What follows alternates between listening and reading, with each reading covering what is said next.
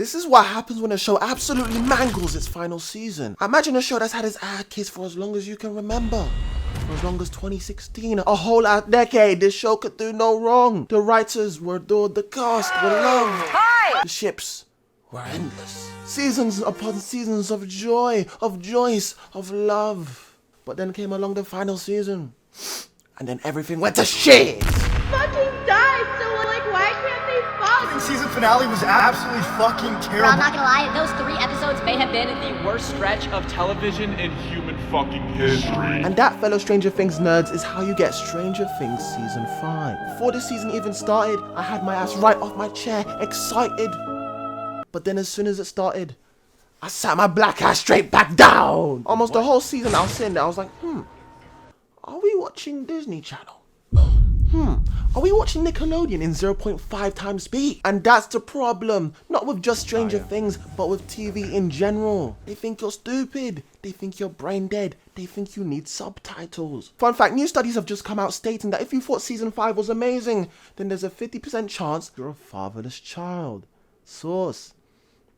Just trust me, bruh. In this video, I'll be dissecting, no pun intended, the strangest final season I've ever watched. Discussing the positives, the negatives, the strange ass fan base. Fucking died, so like, why can't they fuck? Like, I don't understand. And if you haven't watched the show and you are confused at any point in the video, don't worry, we're probably just as confused as you are.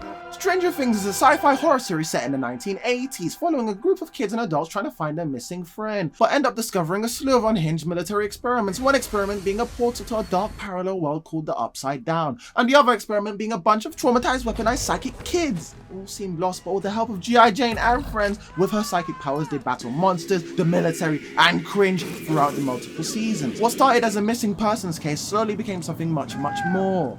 Or to some, something much, much less. Main characters include Mike, a main character who's a side character. Holly, a side character that for some weird reason became a main character. Lucas, I don't even know if he is a character. Will, the gay kid who went missing, and I wish he stayed missing because for some weird reason everybody ships him with Mike. Max, my favorite ginger nigga lover, who's trapped in a coma / hell. Dustin and Steve, the only 2 likable people in this season. Joyce, Will's mum. Jonathan, Will's brother. Hopper and Nancy, the mass murderers who emptied the clip for no goddamn reason at all. And finally, 11, the girl who barely lived, that unfortunately had to die.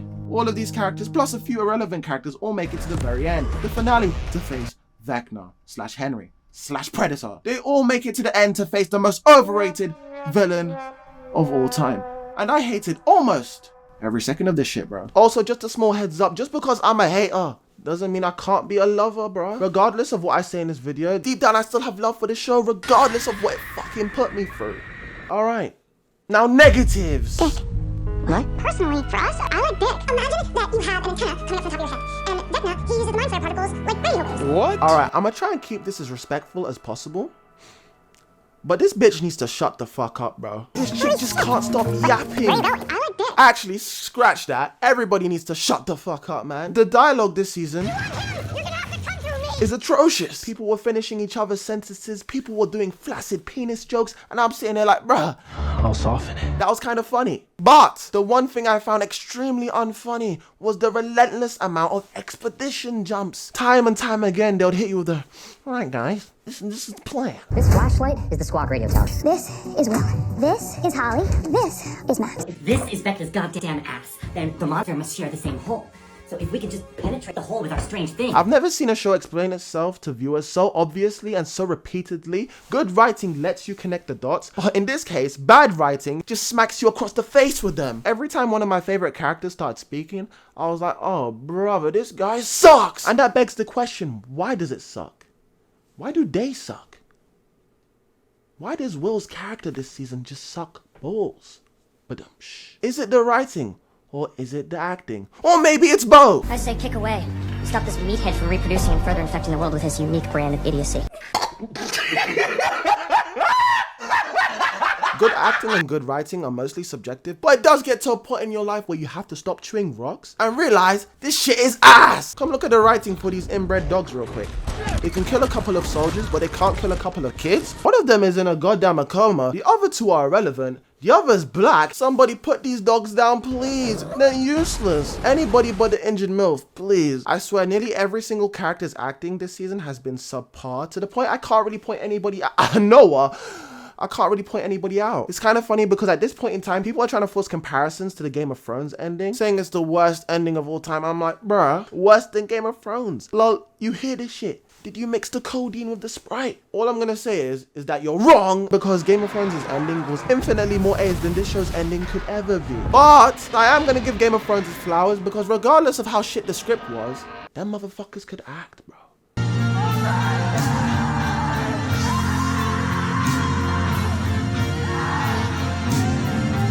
Some positives, I'm giving 3 characters praise for their performance this season. Henry, Dustin, and Max. That's about it. But to move on to a bigger issue, an issue that's been complained about since the inception of this show, I'ma have to say it again and again like everybody else, motherfuckers just don't die. Plot armor as thick as Eleven's new thighs. Main characters always being put in life or death situations, and somehow in them situations they're always given life, but the lesser characters are always given death. Characters dying doesn't automatically make your show better. Heck, it can sometimes make your show worse. But if you can't pack up a MILF and her carefree dad, especially when they deserve it, and you know damn well they don't offer anything, then bruh, I don't know what to tell you. But I'm gonna let them slide a little bit. The same people screaming that they should kill characters off are the same people that would fucking stop watching this show if their favorite character Steve got whacked. Besides the problems of there being no meaningful deaths, there's a way bigger problem that actually irked me way more. That being, there's way too many fucking characters. Because I don't want you to see me differently. And you'll never lose me. Or me. Or me. Or me. Or me. Or me. You see, not only does this bitch need to shut the fuck up, she also needs to fucking disappear. Every time she appears on screen, I look at the clock, hit 2x playback speed immediately, no hesitation. The rotors are like 40 feet wide. It's too big, it's not gonna fit. Steve hears that all the time and he goes in anyway, don't you, Steve? What the hell's wrong with you? There were way too many losers on my screen stealing valuable screen time from my favorite characters. The biggest culprit of this being Holly. I don't care how great her performance was, somebody tell me, why is she here? Please, somebody tell me, please. Let me explain my feelings to you regarding Holly real quick. Someone could tell me she climbed the highest tower and reached the highest point, and then she fell, splat, face onto the concrete, and died. And I'll be like, damn. That's crazy! Introducing new characters into your show in its final season is a cardinal sin and a massive disrespect to your established characters. I'm pretty sure Holly has more screen time, more impact than Mike Wheeler and Lucas Sinclair combined. Instead of giving screen time to 11, they give screen time to 4 for 11. Robin, Holly, and other irrelevant characters, which leads to characters like Mike just being a lanky shadow of his former self, Lucas just being Max's boyfriend, and Will just struggling and crying to escape the fucking closet. And what's worse is what's happened to this rather angry looking Japanese white man. Does anybody even remember his name anymore? No. But back to Will, because of the bloated cast, his coming out scene was ruined. The placement of it really just took me out. I was literally dying of laughter, pausing it every 5 seconds when he sat everybody down, because I was like, bruh, Will, what you doing? Are you good, bro? The world is ending and now is the time you decide to do a TED talk? Do you even know half these motherfuckers, bro? Steve literally looked like he was about to throw a couple of very heavy stones at your ass, boy. Bruh, come on, it's the 80s. Hope you didn't want grandkids, Mom, because this queen thinks girl parts are icky. Ew, sick. The tonal clash in this show just be insane, bro. 1 minute it wants to be an adventure, a horror, a thriller, a comedy, a romance, all in one, and it just misses the mark with it, bro. Also, I never thought I would say this, but please, turn Kate Bush off. You're fucking milking this cow, bro. Every time they played the song, it kind of weakened the emotional impact for me, to the point that when Max and Holly's scene came on, it just felt like a cheap rehash of season 4. I was screaming when they decided to start a podcast right before they were planning their escape from fucking hell. Like, Max, I love you, but instead of strutting your stuff, you should be sprinting for the finish line. You've been there for 2 years. Like, come on, bro, run. FYI, season 4, the best. Now, I'm gonna stop being a negative Nancy for a little bit and focus on the only positive in this season. The finale, I guess. Look, the finale is the best part of the season. I don't care what y'all say. This finale completely stops the show from being complete ass. But instead of giving this episode an 8 or a 9 or a 10 out of 10, I'm gonna give it I turn your brain off out of 10. There's so many moments in this episode where there's plot armor, plot conveniences, cringe, too many characters on my goddamn screen, and Avengers assemble head ass. But this episode still landed for me. Let me just say, before we can turn our brains off, we must first learn to turn our brains on. Alright, brain on. Vecna is a pussy. He looks like a pussy. He has telekinetic powers and a godlike monster by his side. And he gets met by G.I. Jane and friends? What a Scooby-Doo villain. I was thanking the heavens that they didn't give him a redemption arc. I was like, you don't deserve it, bitch. I would have thrown this finale in the bin. Kobe. Either way, this fight was way too fucking short. It should have been drawn out a heck of a lot more. Like, this tentacle porn monster is such a joke. No feats, no aura. Pennywise eats this dude easy. Alrighty, prepare for what I'm about to say. Literally, out of all the plot holes that have been mentioned, this is the flipping worst, bro.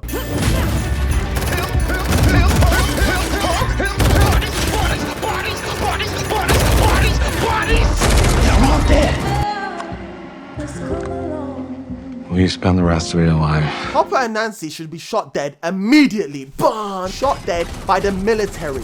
Instantly. Bruh, these motherfuckers need to check the score. Hopper and Nancy are up 50-0 against these dudes. And the military just lets them slide? They wouldn't just simply disappear. What the fuck is you talking about? Literally, law accurate US military would have bodied, slimed everybody. The men, the women, the children. No exceptions. And then they would have covered it up like nothing happened. This one irritated me the fucking most, bro. Because it's such a glaring, obvious issue that made the military plotline more lame than it already was. And made this feel like a gigantic waste of fucking time. Man. Fuck the military, man. Look what they did to my girl. I'm probably the only idiot saying this, but 11 is still alive. Why? Let me explain it to you, bro. If a character quote unquote dies, and I don't see this chick's lifeless body on the ground suffering from some impossible injury that you can't recover from, combined with the fact that the screenwriters are too scared to confirm if she's dead or alive, and they hit you with the, what do you believe?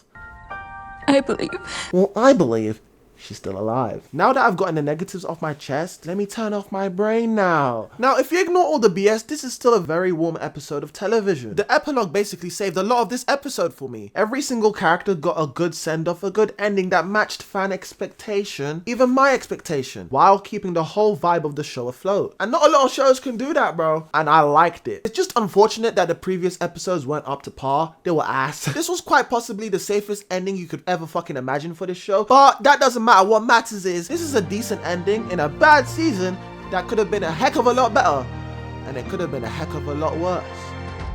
People are gonna cry and say this is the worst ending ever. Baila, where's Baila? Where's Baila?